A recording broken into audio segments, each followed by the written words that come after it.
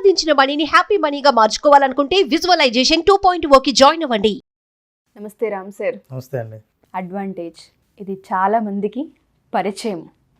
ఏ విధంగా అనుకుంటే ఇద్దరు వ్యక్తుల మధ్య అడ్వాంటేజ్ ఇచ్చామా, అడ్వాంటేజ్ తీసుకున్నారా అన్నది ఒక సన్నని గీతేమో అనిపిస్తూ ఉంటుంది. కొన్నిసార్లు ఇచ్చినా ప్రాబ్లమే, కొన్నిసార్లు తీసుకున్నా ప్రాబ్లమే. దానివల్ల రిలేషన్లో ఎవరైతే ఉంటుంటారో వాళ్ళకి మూడో వ్యక్తి వల్ల కలిగే ఇబ్బంది అంతా ఇంత కాదు, misunderstanding first of all start అయిపోతూ ఉంటుంది. నువ్వెందుకు ఇచ్చావు అని ఫైట్ చేస్తే ఒకళ్ళు, నేను ఇవ్వకుండా జరిగిపోయిందని చెప్పే వాదన ఇంకొకటి కనిపిస్తూ ఉంటుంది. ఈ అడ్వాంటేజ్ అనే దాన్ని ఏ విధంగా మనం చూడొచ్చు అంటాము, ఒక భార్య భర్తలనే కాదు, ఇద్దరు ఫ్రెండ్స్ మధ్య మనం చూస్తాం, వైఫ్ అండ్ హస్బెండ్ మధ్య చూస్తూ ఉంటాం.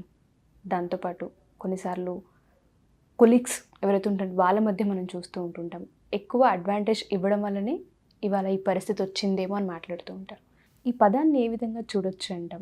అడ్వాంటేజ్ అంటే పరిధి దాటి అవతల వాళ్ళను మన ప్రయోజనాల కోసం వాడుకోవడం లాంటిది అడ్వాంటేజ్. ట్రూ. దీన్ని నిజం చెప్పాలంటే అన్డ్యూ అడ్వాంటేజ్ అనాలి.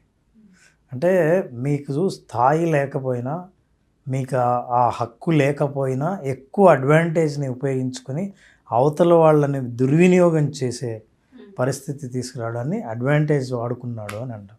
వ్యక్తుల్ని, పరిస్థితుల్ని, సందర్భాలని బట్టి తమ స్వార్థం కోసం ఉపయోగించుకునే ప్రతిదీ అడ్వాంటేజ్ తీసుకున్నట్టే.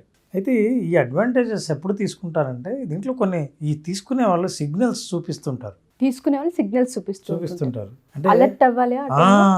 అందుకే సిగ్నల్స్ అంటున్నా. సిగ్నల్స్ ఎప్పుడైతే చూపిస్తారో యువతల వాళ్ళు అలర్ట్ అవ్వాల్సిన అవసరం ఉంది. ఈ సిగ్నల్స్ని మీరు పట్టించుకోకపోతే, సిగ్నల్స్ని చూడకపోతే అవతల వాళ్ళు అడ్వాంటేజ్ కంటిన్యూ చేయొచ్చు. ఏం సిగ్నల్స్ సార్ అవి? సిగ్నల్స్ ఏంటంటే ప్రతి పరిస్థితుల్లోనూ వాళ్ళకు అనుకూలంగా పరిస్థితుల్లో మార్చుకోవడానికి ప్రయత్నిస్తుంటారు. ఎప్పుడు ఏ పరిస్థితి ఉన్నా సరే అది నా వల్లేనో, నేను చెప్పినందువల్లేనో, నేను చెప్పకపోతే ఇది జరిగేది కాదు, నేను సలహా ఇచ్చుంటేనే కదా అని ప్రతిదీ తమ స్వార్థానికి ఉపయోగించుకోవడం మాటల్లో మొదలు పెడతారు. రెండవది, మీ మీద ఫైనాన్షియల్ డిపెండెన్సీ, ఎమోషనల్ డిపెండెన్సీ ఎక్కువ పెరుగుతుంది. అంటే మీ దగ్గర నుంచి ఫినాన్షియల్గా కానీ ఎమోషనల్గా కానీ ఎక్కువగా ఆశించడం జరుగుతుంటుంది. ప్రతిసారి గొడవ పడిన ప్రతిసారి తప్పు మీదే అని నిరూపించే ప్రయత్నం జరుగుతూ ఉంటుంది. ఇట్లాంటివన్నీ సిగ్నల్స్గా గుర్తించాలి. అయితే పరిధులు చాలా ఇంపార్టెంట్. మనిషి తమ సంబంధాల్లో పరిధుల్ని నిర్ణయించడం చాలా అవసరం. ఈ లిమిటేషన్స్ లేకపోవడం వల్ల, ఈ బౌండరీస్ లేకపోవడం వల్ల అవతల వాళ్ళు బౌండరీస్ దాటుతారు.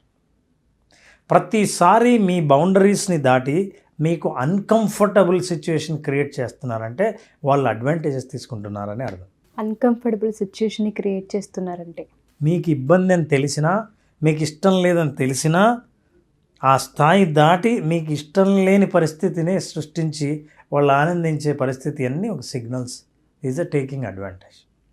అంటే ఏం లేదు, ఏం చేసినా ఏమనవనే ధైర్యమే అడ్వాంటేజ్. అయితే ఏం అనరు కాబట్టి ఇక ఆ బిహేవియర్ కొనసాగుతూ ఉంటుంది. అందుకే వీటికి పెద్ద సొల్యూషన్ ఏంటంటే అండి, పరిధుల్ని నిర్ణయించడం. ఎలాగ సార్? మనుషులు అలవాటు అయిపోయి ఉంటుంటారు, సడన్గా కట్ చేయలేము, బ్రేక్ చేయలేము, పంపించలేరు, అవసరం అని కొన్నిసార్లు అనిపిస్తూ ఉంటుంది. ఇవన్నీ డిమాండ్ చేస్తాయి, డామినేట్ చేస్తూ ఉంటాయి మనిషిని. అండ్ ఇంకొకటి ఏంటంటే, మనం ఇవ్వలేదు కదా, ఎలా ఆ పరిధిని దాటి వచ్చేస్తున్నారు, అందులో మన మిస్టేక్ ఎంత ఉందనేది అనుకోవచ్చు. అండ్ ఒకటి, పరిధి లేదని తెలిస్తే దాటడం చాలా సులభం. పరిధి ఉంది అని ఏర్పరిస్తే, అంటే మీరు పరిధిని ఏర్పరిస్తే అవతల వాళ్ళు దాటడానికి ఆలోచిస్తారు. సో మొట్టమొదటిసారిగా మనం పరిధులను ఏర్పరచడం చాలా ఇంపార్టెంట్. ఒక రైతు పొలం చుట్టూ తన పశువులే దాటి వెళ్లకుండా గట్టు వేస్తాడు. అలా అని పశువుల మీద ఏం అయిష్టత కాదు, దాటకూడదనేది రూల్. ఈ రూల్ని మనం పాటిస్తున్నప్పుడు ప్రకృతిలో ప్రతిరోజు మనం చేసే వ్యవహారాల్లో, మరి లైఫ్లో ఇద్దరి మధ్య రిలేషన్షిప్లో పరిధి ఏంటో తెలియకపోతే ఎట్లా?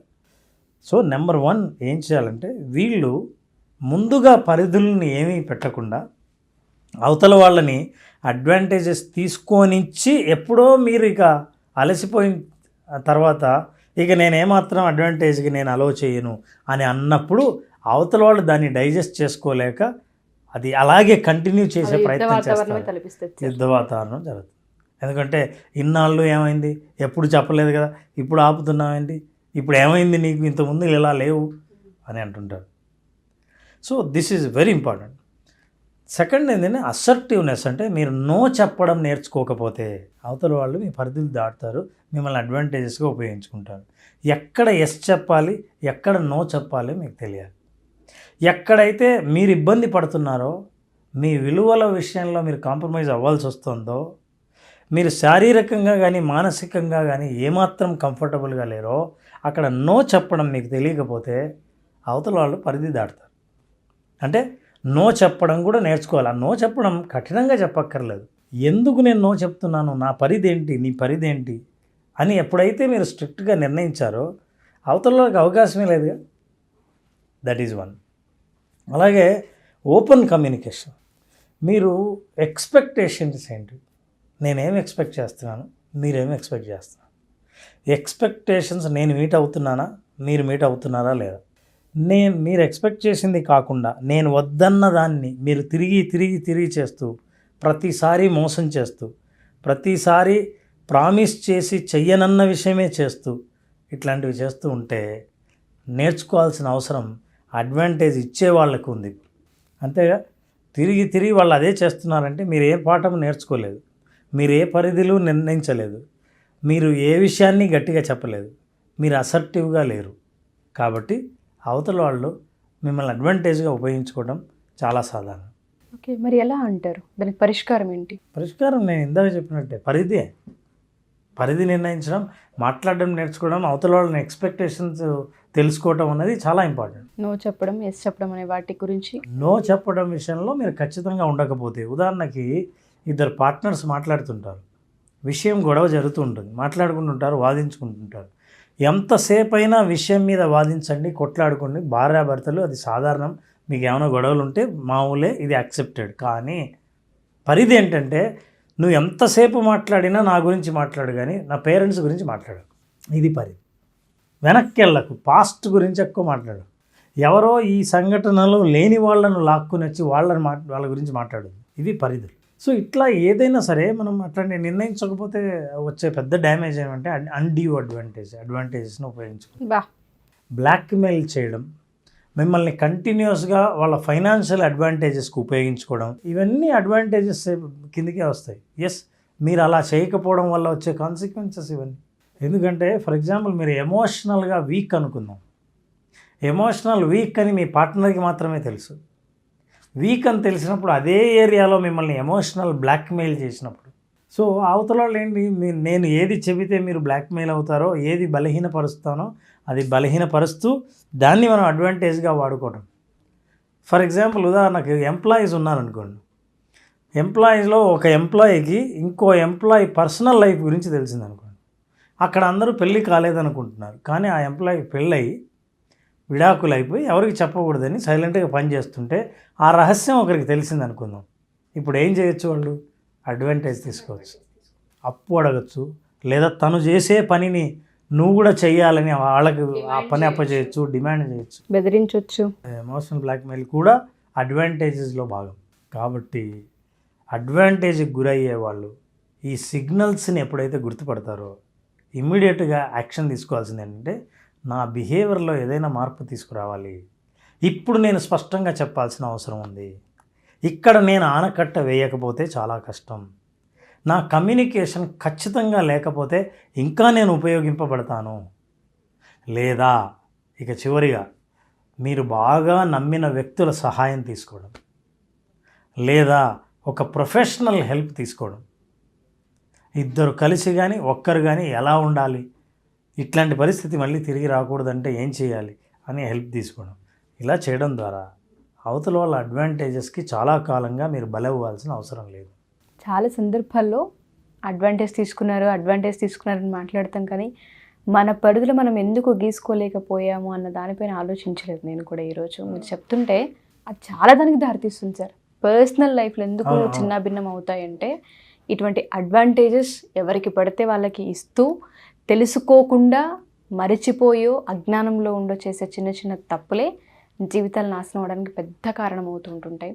ఈ సమస్య చాలా మందిలో ఉంటుంటుంది. బట్ హ్యాండిల్ చేసుకుంటూ వస్తూ ఉంటుంటారు, ఓవర్కమ్ చేసుకోవడానికి ప్రయత్నిస్తూ ఉంటుంటారు. ఎవరికి చెప్పుకోవాలో అర్థం కాదు. సమస్య మళ్ళీ వెళ్ళి చెప్తే అక్కడ ఇంకో అడ్వాంటేజ్ ఏర్పడుతుందేమన్న ఇన్సెక్యూరిటీతో ఉండేవాళ్ళు కొంతమంది ఉంటుంటారు.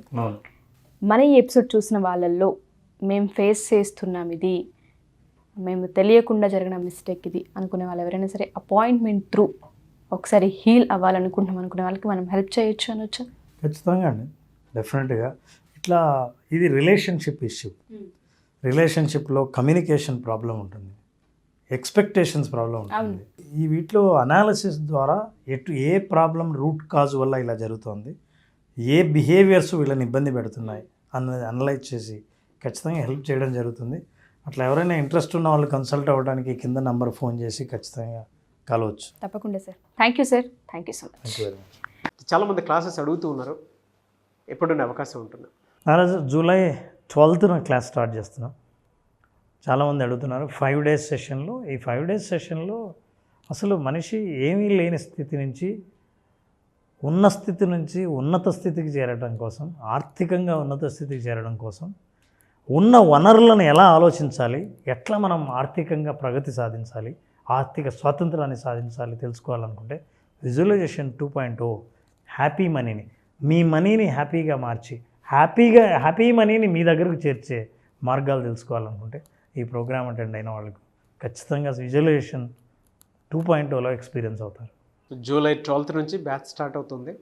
జాయిన్ అవ్వాలి అనుకున్నటువంటి వాళ్ళు స్క్రీన్ మీద కనిపిస్తున్న నెంబర్కి కాల్ ఆర్ మెసేజ్ వాట్సాప్ చేసి వెంటనే ఎన్రోల్ చేసుకోండి.